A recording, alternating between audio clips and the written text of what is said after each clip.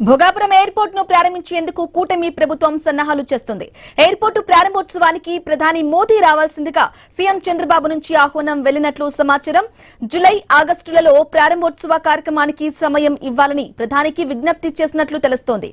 ఇక పెండింగ్ లో ఉన్న నిర్మాణ పనులను జూన్ 30 లోగా పూర్తి చేయాలని కేంద్రం నుంచి ఆదేశాలు వెళ్లినట్లు ప్రభుత్వ వర్గాలు చెబుతున్నాయి. భోగాపురం విమానాశ్రయ అనుసంధానం కోసం విశాఖ నుంచి డబుల్ డెక్కర్ మెట్రో కారిడార్ కు కేంద్రానికి ప్రతిపాదనలు పంపినట్లు తెలుస్తోంది.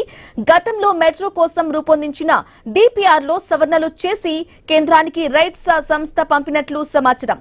ఇక బీచ్ రోడ్డును 16వ జాతీయ రహదారికి లింక్ చేసేందుకు అలైన్మెంట్ పూర్తి కావడంతో అధికారులు డిపిఆర్ పై దృష్టి సారించినట్లు తెలుస్తోంది.